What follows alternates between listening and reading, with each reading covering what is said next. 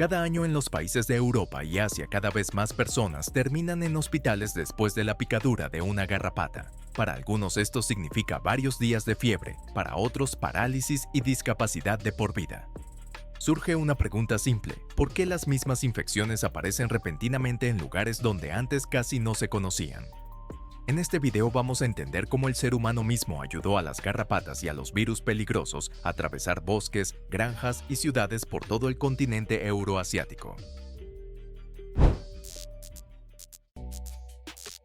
La garrapata no es un insecto casual en el pasto, es un parásito especializado con un ciclo de vida de varios años. En cada etapa necesita un nuevo huésped, la larva se adhiere a un pequeño roedor, la ninfa a un ave o animal pequeño, el adulto a un animal grande o a una persona. Junto con la sangre, la garrapata recibe y transmite agentes causantes de enfermedades que logran circular silenciosamente en la naturaleza durante décadas. Para los médicos, durante mucho tiempo la picadura de garrapata fue un problema doméstico menor, desagradable pero no mortal. A la gente le asustaba más la peste, el cólera, la malaria y otras epidemias evidentes. Pero a medida que se desarrolló la medicina infecciosa, empezó a notarse una coincidencia extraña. En regiones forestales de diferentes países de Europa y Asia, aparecían regularmente enfermedades del sistema nervioso en quienes tenían contacto con la naturaleza. Gradualmente los investigadores entendieron que se trataba de todo un grupo de infecciones de focos naturales.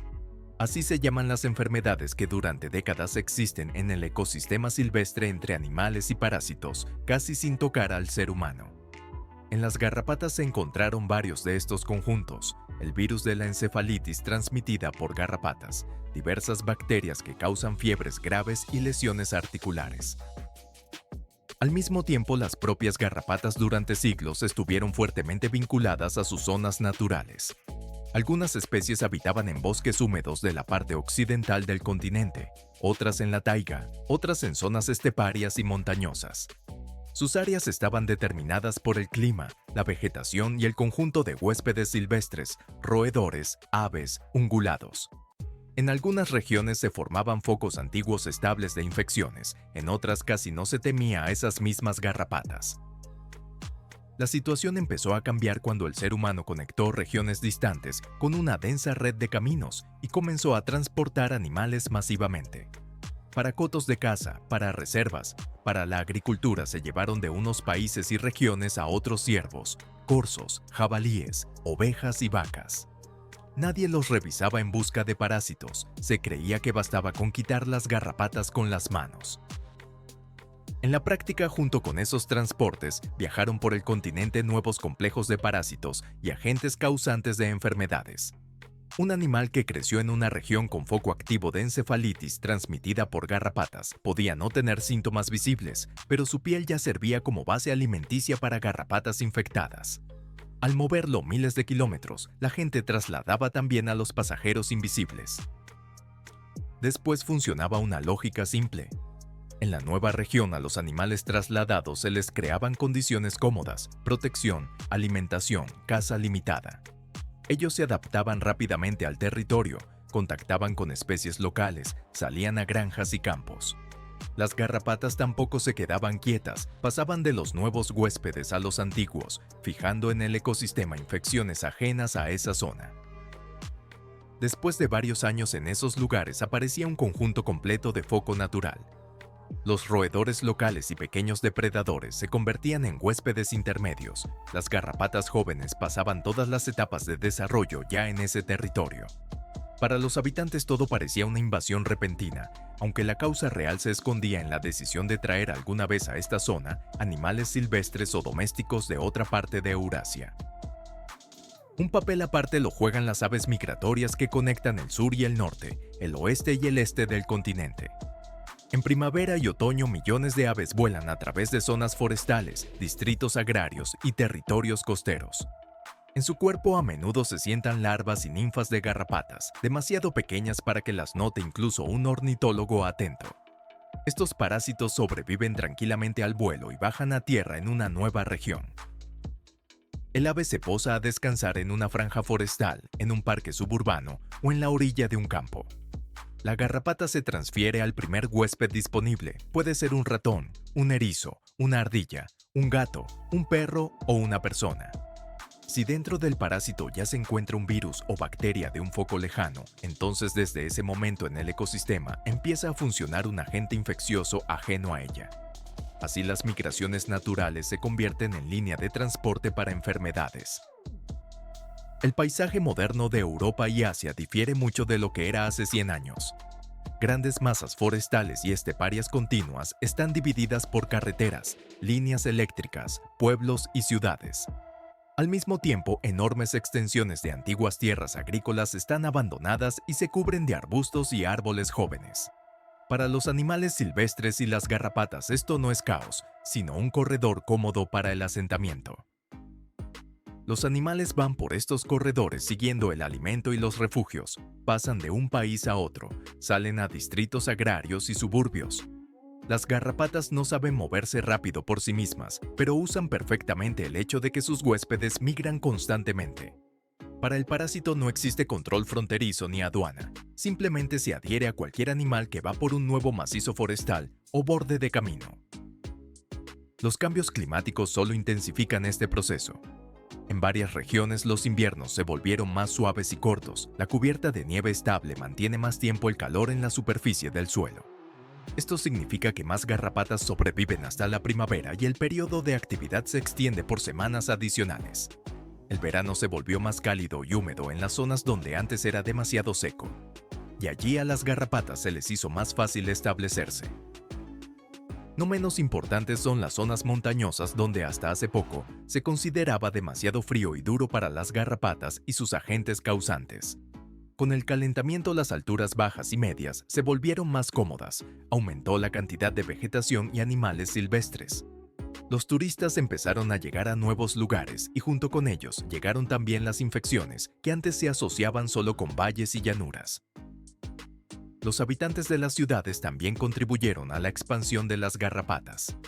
Alrededor de las grandes ciudades surgieron kilómetros de colonias de casas de campo, casas particulares, fraccionamientos residenciales y cinturones verdes. La gente se estableció justo en el límite entre el bosque y las tierras agrarias, trajo perros, empezó a alimentar aves y animales silvestres. Para las garrapatas esto es ideal. Cerca están los huéspedes silvestres, los animales domésticos y la gente que sale regularmente al pasto. Las mascotas domésticas se convirtieron en un puente importante entre la naturaleza silvestre y la vivienda humana. Un perro o gato fácilmente recoge una garrapata durante un paseo en el bosque, en el campo o en un parque urbano. Después el animal regresa a casa, se acuesta en el sofá, en la alfombra o en el cuarto de los niños, y la garrapata puede soltarse y esconderse en grietas o en telas. Así el parásito obtiene la oportunidad de atacar a una persona que no salió a ningún lado. A nivel estadístico, todo esto se ve como una expansión lenta pero muy estable de las zonas peligrosas. Los mapas de riesgo de infecciones transmitidas por garrapatas se actualizan cada varios años y en ellos aparecen nuevos focos, especialmente en distritos suburbanos. Lo que antes se consideraba bosque seguro para paseos, de repente entra en los informes de servicios de salud como territorio con incidencia elevada. Al mismo tiempo es importante entender que no se trata de una sola especie de parásito. En el continente euroasiático funciona todo un grupo de garrapatas que dominaron diferentes zonas climáticas. La garrapata del bosque está extendida en Europa occidental y central. La garrapata de la taiga domina en los bosques del norte y este. En algunas regiones sus áreas se cruzan y ahí el panorama es especialmente complejo. En zonas de cruce de especies, un mismo bosque puede ser hogar de varias poblaciones de garrapatas a la vez. Ellas son activas de forma diferente durante la estación, difieren un poco en comportamiento, prefieren huéspedes distintos. Esto significa que el riesgo para el ser humano está distribuido de forma desigual. En unos meses la gente se encuentra más con una especie de transmisor, en otros con otra. El cálculo de gráficos simples de actividad aquí ya no funciona. Una dificultad aparte está relacionada con el hecho de que la proporción de garrapatas infectadas también cambia mucho. En algunas regiones cada 10º parásito lleva el virus de encefalitis transmitida por garrapatas, en otras de 100 ejemplares recogidos solo varios resultarán peligrosos. Esto está influido por una combinación de factores: densidad de roedores, estructura del bosque, nivel de humedad, historia de traslado de animales y fluctuaciones climáticas de la década anterior.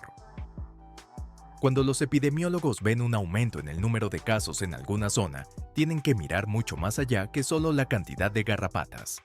Ellos analizan cómo cambió el uso de la tierra, dónde aparecieron nuevos caminos y pueblos, qué especies de animales silvestres se volvieron más numerosas, cómo se movieron las rutas de aves migratorias. Prácticamente siempre detrás del brote está una cadena de decisiones humanas concretas. Por ejemplo, en una región pudieron desarrollar activamente el turismo de caza. Para esto trajeron varios cientos de ciervos de otro país, donde desde hace tiempo se conocen focos de encefalitis transmitida por garrapatas. Los animales se soltaron en los cotos, se reprodujeron, salieron a campos y caminos forestales que usan los habitantes locales. Después de varios años en esa zona surgió un nuevo foco, aunque antes no se registraban tales casos. En otro lugar, las autoridades apostaron por el desarrollo del turismo ecológico.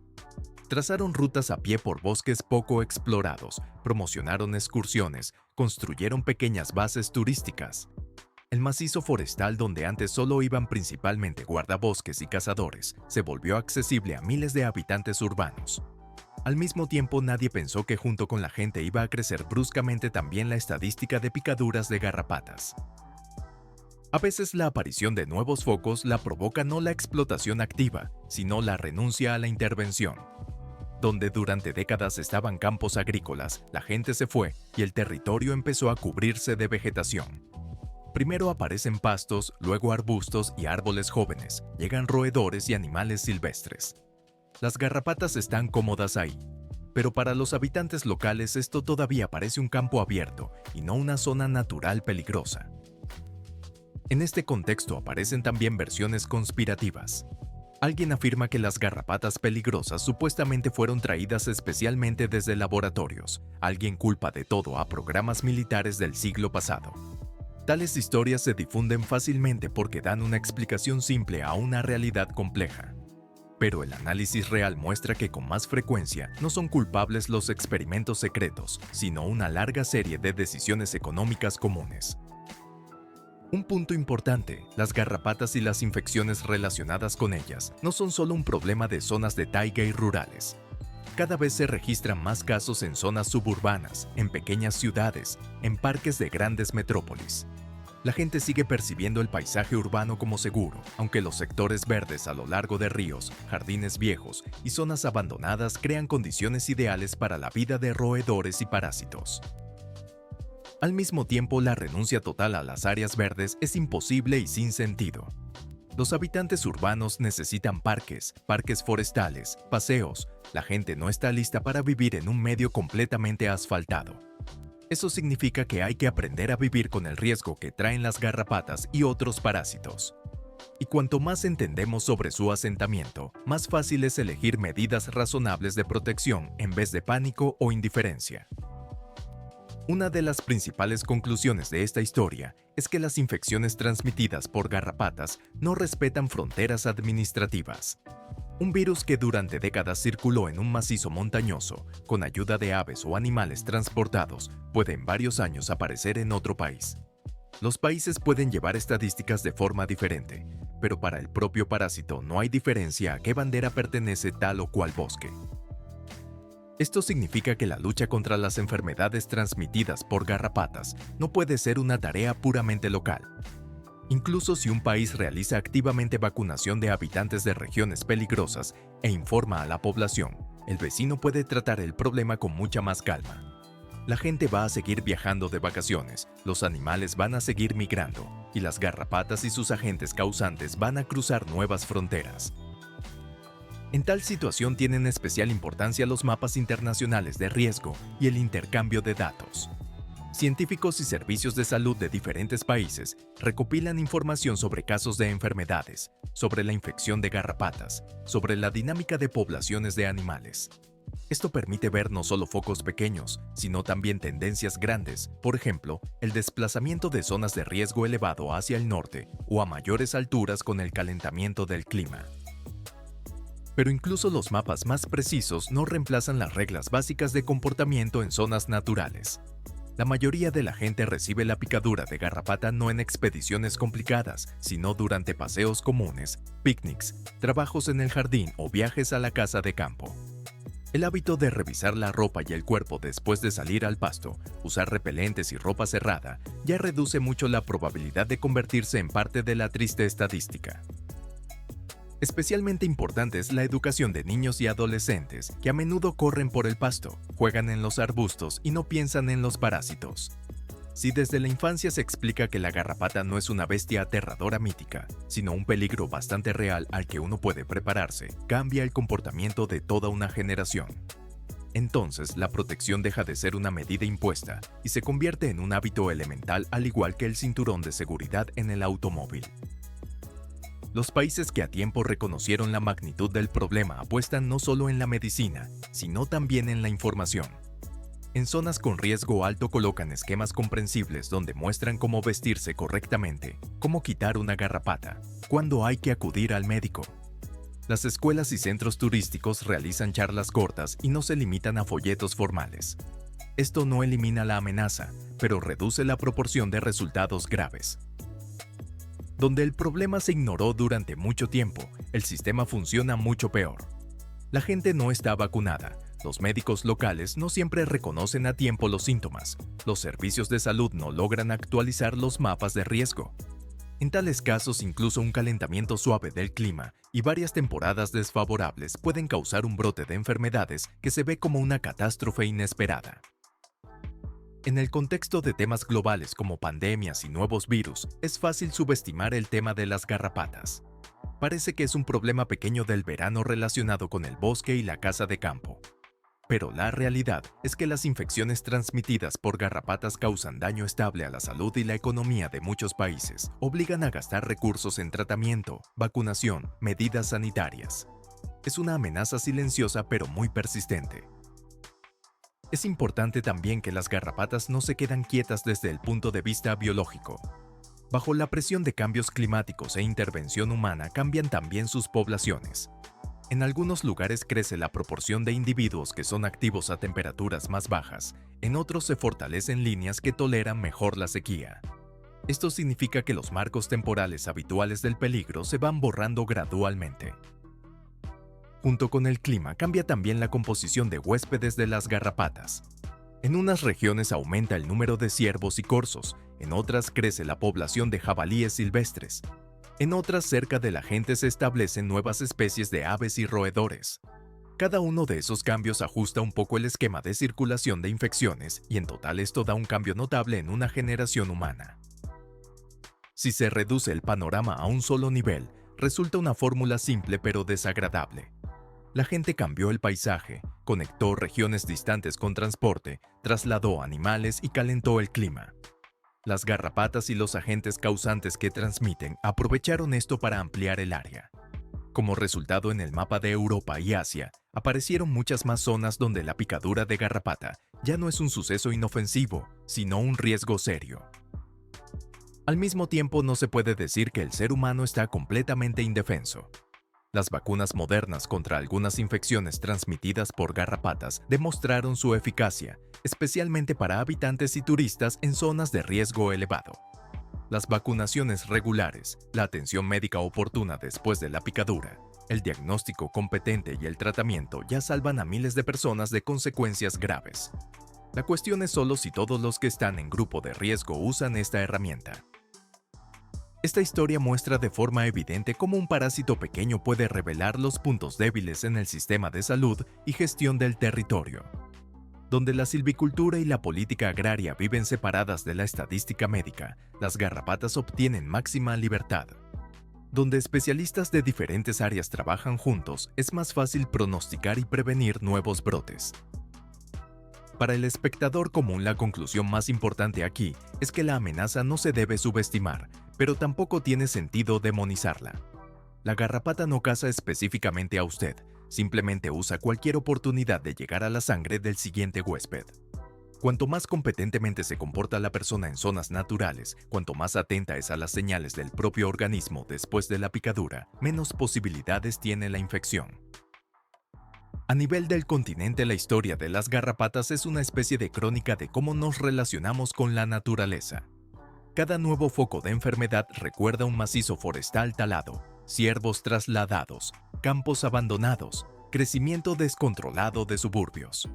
Es un mapa de errores y fallas de cálculo, pero al mismo tiempo es una pista de dónde todavía se puede corregir el rumbo antes de que las consecuencias se vuelvan irreversibles. Cada picadura, cada enfermedad registrada, es un recordatorio de que las fronteras entre la naturaleza silvestre y el mundo humano son condicionales. Cualquier sendero de la ciudad al bosque no es solo una ruta de paseo, sino una línea de contacto con todo un sistema de organismos vivos, incluyendo parásitos. Cuanto mejor entendemos este sistema, más tranquila y seguramente podemos movernos por él. Escriban en los comentarios si les ha tocado enfrentarse a picaduras de garrapatas, si conocen casos de consecuencias graves entre conocidos y si cambió su actitud hacia los paseos por el bosque después de tales historias. La experiencia personal de gente de diferentes países ayuda a entender mejor el panorama real que las cifras secas de estadística. Asegúrense de suscribirse y dar me gusta. Esto va a ayudar a promover el tema del que a menudo se acuerdan solo en verano, aunque de hecho se refiere a todo un continente.